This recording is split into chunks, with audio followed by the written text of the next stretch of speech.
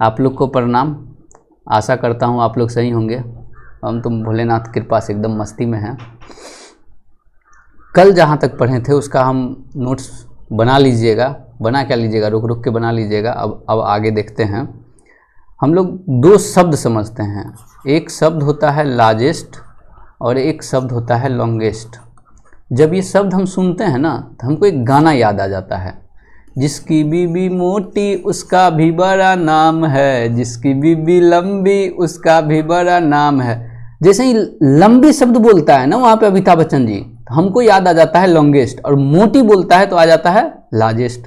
मतलब लार्जेस्ट अगर कोई बोले तो इसका मतलब हुआ कि हमको उसका मोटापा देखना है, वाइड देखना है, उसका कितना चौड़ाई है, चौड़ाई समझ रहे हैं ना। और अगर हमको लॉन्गेस्ट बोलता है, लॉन्गेस्ट मतलब लंबा, तो हमको उसका लंबाई देखना है।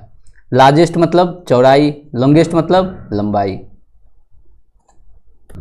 अब देखते हैं लार्जेस्ट और लॉन्गेस्ट को प्लांट और एनिमल के सेल के अपेक्षा में। अभी बोले हैं लार्जेस्ट देखने के लिए वाइड देखेंगे और लॉन्गेस्ट देखने के लिए लंबाई देखेंगे। तो जो लार्जेस्ट प्लांट सेल होता है ना वो होता है एसिटाबुलेरिया का सेल। किसका सेल? एसिटाबुलेरिया का। और जो लॉन्गेस्ट प्लांट सेल होता है वो होता है रेमी का फाइबर, या तो फाइबर ऑफ रेमी बोलिए या रेमी का फाइबर। और जो लार्जेस्ट एनिमल सेल होता है वो होता है ऑस्ट्रिच का एग। ऑस्ट्रिच बोले तो शुतुरमुर्ग बोलते हैं हिंदी में, उसका अंडा। और जो लॉन्गेस्ट एनिमल सेल होता है वो होता है नर्व सेल। अब ये नर्व सेल क्या होता है? नर्व सेल बोलिए या न्यूरॉन सेल, वही सेल है जो आपके एक जगह बॉडी के एक पार्ट से सिग्नल को लेकर दूसरे पार्ट तक ले जाता है। चाटा लगता है गाल पे, चोट लगता है गाल पे, लेकिन इसको डिटेक्ट करता है ब्रेन। ब्रेन डिटेक्ट किया, इम्पल्स भेजा वापस हमारे गाल के पास, तो दर्द किया। कांटी चुभा पैर में, फिर वहाँ से सिग्नल गया ब्रेन के पास, फिर ब्रेन। ये जो सिग्नल मैसेज जो एक जगह से दूसरी जगह ले जा रहा है ना, वो नर्व सेल है। ये नर्व सेल जो है ना हमारे टावर की तरह काम करता है। टावर वही मोबाइल वाला टावर जो रात में टिप टाप मैसेज खेलते हैं, वही वाला सिग्नल वाला वही मैसेज। तो नर्व सेल, और नर्व सेल किसका? तो जिराफ के नेक का। किसका? जिराफ के नेक का। नेक मतलब क्या होता है? गर्दन। लगभग 1 मीटर से बड़ा होता है, लेकिन अगर इंसान के केस में माना जाए तो हमारा नर्व सेल लगभग 70 सेंटीमीटर से बड़ा माना गया है एवरेज। एक बार और देख लेते हैं। प्लांट का लार्जेस्ट सेल कौन सा होता है? एसिटाबुलेरिया। लॉन्गेस्ट प्लांट का सेल कौन सा होता है? रेमी का फाइबर। एनिमल का लार्जेस्ट सेल कौन सा होता है? ऑस्ट्रिच का अंडा। एनिमल का लॉन्गेस्ट सेल कौन सा होता है? नर्व सेल ऑफ जिराफ नेक कर दीजिए, या जिराफ के गर्दन का नर्व सेल। ह्यूमन का नहीं, ध्यान रखिएगा, इंसान का नर्व सेल सबसे बड़ा नहीं होता है। किसका होता है? जिराफ का। अब एक चीज और समझते हैं, कुछ साइंटिस्ट का नाम समझते हैं पहले। एक शब्द होता है माइक्रोस्कोप और एक शब्द होता है कंपाउंड माइक्रोस्कोप। एक गाना आया था एक बार कि मेरे खिड़की के सामने वाले खिड़की में एक चांद का टुकड़ा रहता है। सुने होंगे, सुने क्या होंगे, प्रैक्टिस भी किए होंगे। ज़रा सोच के देखिए, अगर मेरा घर ये है और उसका खिड़की अगर यहाँ है, तब तो चांद का टुकड़ा आराम से सिग्नल बैठा देगा। लेकिन मान लीजिए उसका घर दूसरे गांव में पड़ गया, अब ये चांद का टुकड़ा दूर हो चुका है, तो इस चांद के टुकड़ा को देखने के लिए हमको क्या यूज करना होगा? कोई लेंस।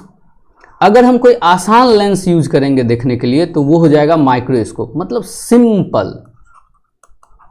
सिंपल ऐसा माइक्रोस्कोप जिसमें हम 1 या 2 लेंस यूज करें, ज़्यादा नहीं यूज करें, सिंपल तरीके से देखें।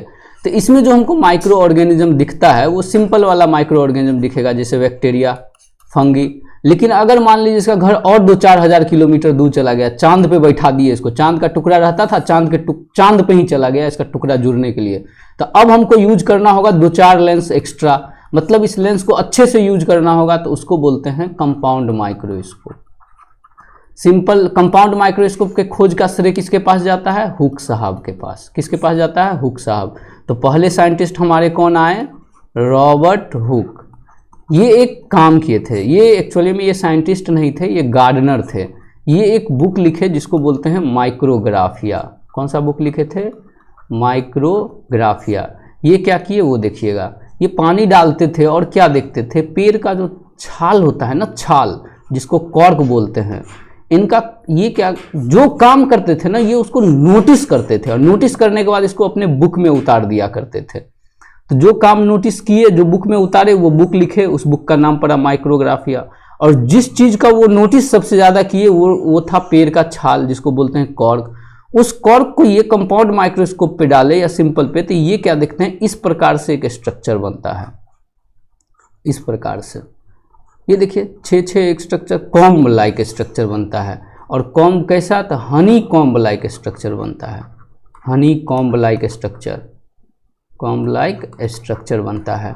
हनी मतलब हो गया मध, कॉम्ब उसके छत्ता को बोलते हैं। ये वाला कॉम्ब नहीं जो हम लोग सुबह सुबह उठते हैं एकदम स्नान करके एकदम बाल सीटते हैं फिर जाते हैं स्टाइल मारते हैं, वो वाला नहीं, ये उसके छत्ता। हनी कॉम्ब मतलब हो गया मधुमक्खी के छत्ता के जैसा स्ट्रक्चर बनता है। और ये जो स्ट्रक्चर उनको दिखा था ना सबसे बाहर, वो था सेल वॉल। और जस्ट थोड़ा आगे बताएंगे हम कि सेल वॉल होता है डेड। सेल वॉल कैसा होता है, डेड। डेड मतलब होता है मरा हुआ या नॉन लिविंग पार्ट होता है सेल का। तो सेल वॉल है डेड। और जो ये बुक में जिक्र किए वो था सेल वॉल और वो था डेड। मतलब ये सेल भी कैसा होगा, डेड। मतलब ये कॉर्क प्लांट का कैसा होता है, छाला, डेड।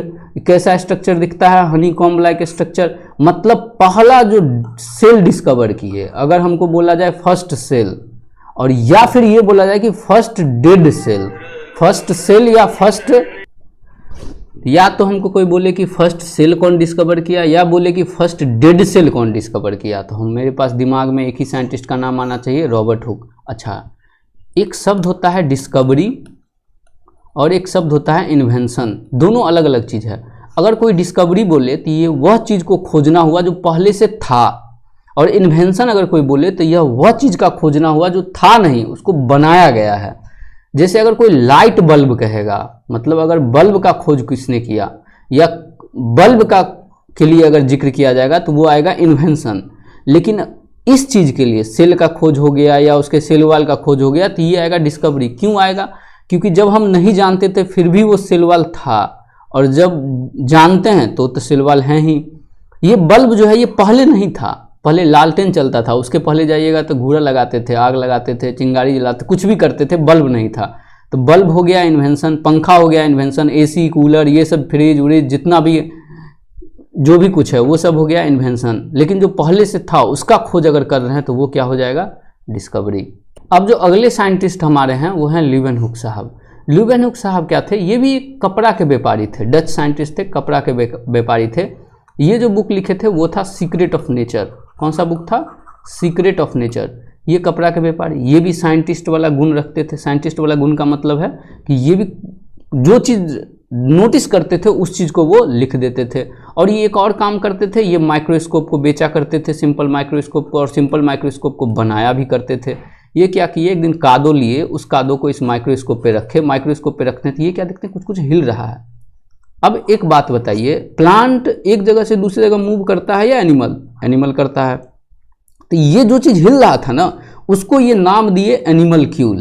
क्या नाम दिए, एनिमलक्यूल। एनिमल के जैसा है, लेकिन जैसे ही माइक्रोस्कोप हटाते तो ये चीज़ हमको नहीं दिखता, माइक्रोस्कोप लगाते तो ये हिलता हुआ दिखता। चूँकि ये हिलता हुआ दिखता तो इसको नाम दे दिए एनिमलक्यूल। ये जो एनिमलक्यूल जो वो खोज रहे थे वो बाद में मिला हमको बैक्टीरिया। अब दूसरा, कौन एनिमल हिलेगा, जो जिंदा रहेगा। तो मतलब ये जो भी चीज़ था वो क्या था, लिविंग। तो अगर हमको पूछा जाए फर्स्ट लिविंग सेल का खोज कौन किया है तो वो ल्यूवेनहुक साहब। या अगर बोला जाए फर्स्ट सेल या फर्स्ट डेड सेल तो वो रॉबर्ट हुक साहब। फर्स्ट लिविंग सेल ल्यूवेनहुक साहब। फर्स्ट लिविंग सेल में भी कौन था, बैक्टीरिया।